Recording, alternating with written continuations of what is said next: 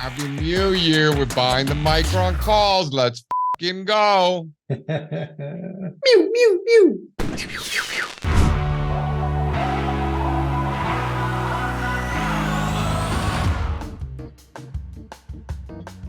Hey, everybody. I'm JC Parets, founder of AllStarCharts.com, joined, as always, by my esteemed colleague, Mr. Sean McLaughlin. What's up, Shawnee?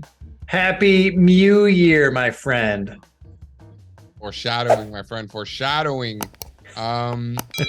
Listen, there's a time and a place for everything. We're talking today in our meeting, and we do a lot of trend following around here. We buy things that are going up. We don't like buying things that are going down. Markets trend, all of those things. There's a time and a place for everything. There are opportunities out there at times where, looking for some beat up names to mean revert can create some risk versus reward propositions that can be very skewed in one direction.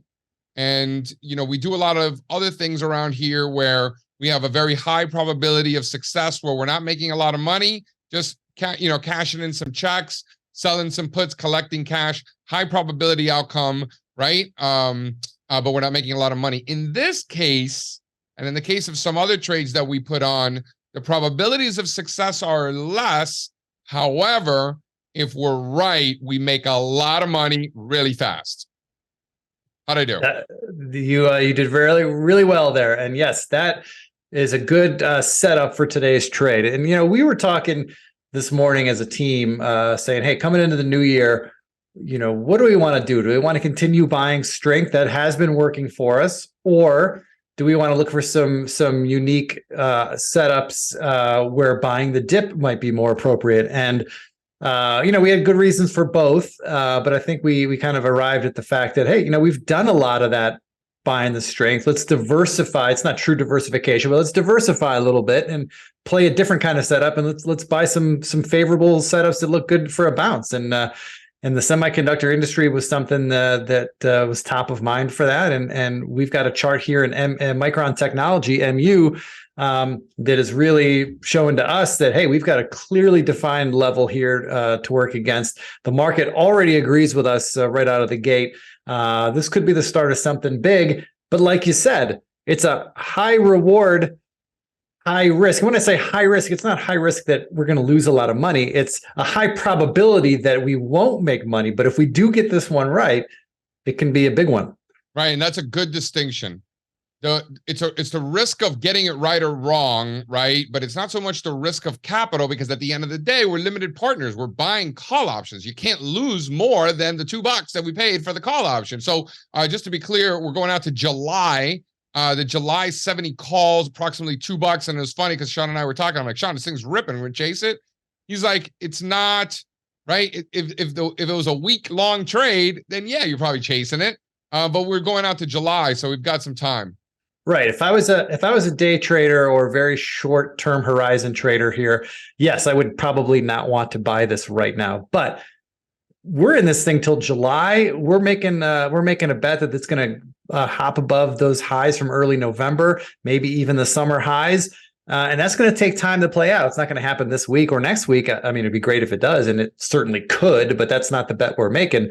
We've given ourselves a lot of time for this to play out, and I feel like the premium that we're paying to participate in that potential move is very reasonable. $2 on a bet that Micron could, break those summer highs. That's a good risk reward in my book.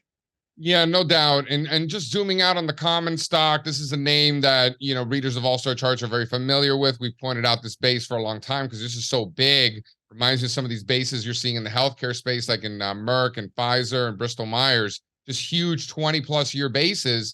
So ultimately, I think this could be a potentially long-term trade. So I think this is a good example of, one of those things where using multiple time frames in this case and understanding what your time horizon is, right? Are you investing for the next 10 years? Are you investing for the next 10 minutes or 10 weeks? Micron, bigger picture, this is setting up really nicely. But we're still below all those former highs. This is just a trade. This is just a mean reversion trade. We're not marrying this thing. So there are two different things. It doesn't make one better than the other or one right and the other one wrong. They're just different, right? One's chicken, one's pork. They're just different. They're both good, just in different ways. Yeah, it depends on how you make it. If you prepare it right, they can both be very good, right? Yeah. All right. So let's get back to the risk management piece here just for a second. So we've already talked about how the most we could lose here is the $2 that we paid for these calls. And, that's the worst case scenario. So we're going to size our position such that if that happens, it's okay, right? Totally within the realm of what our portfolios can handle. If we were to lose everything, that's fine.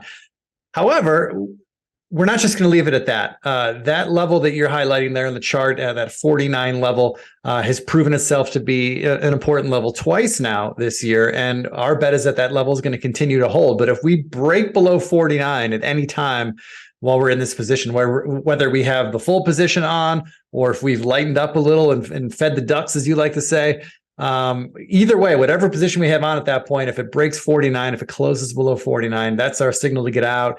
And hopefully there'll still be some premium left in those calls so that it's not a total loss. But that's the risk management piece. And also on the positive side, if this thing starts moving the way we think it will, our plan is, we want a big win, right? But we're not greedy. So if we get an opportunity to sell half of this position at a double, we will. So we paid $2 for it today. If we could sell half of our calls for $4 a contract, great. Now we have no risk in the trade going forward. We got a free ride all the way into July, and anything can happen in that situation. We love that situation. I'm actually long the common too. So from a risk management standpoint, that 49 that Sean points out, those are the former lows from last year. So if we're above that, I'm long the common too. So that's my focus. But the risk management is exactly the same for both the options and the common stock. So I think that's pretty cool. And like I said, how we started out this conversation, there's a time and a place for everything, right? We've been very trend following and have been rewarded for doing so. But there are opportunities set up with some pretty washed out sentiment levels going into the new year that I think it's worth dipping our toe, particularly for the exponentially greater reward that we can get versus the risk that we're taking, that, by the way, is very well defined. So again, there's a time and a place for everything. It's not like you drink red wine or white wine. It's sometimes you drink red wine, sometimes you drink white wine. It depends on what's going on. It depends on what you're eating. It depends on how many you're having, what time of the day it is. There's other factors that come into play. And I think when it comes to investing and making trading decisions, I think there's a time and a place for everything, right?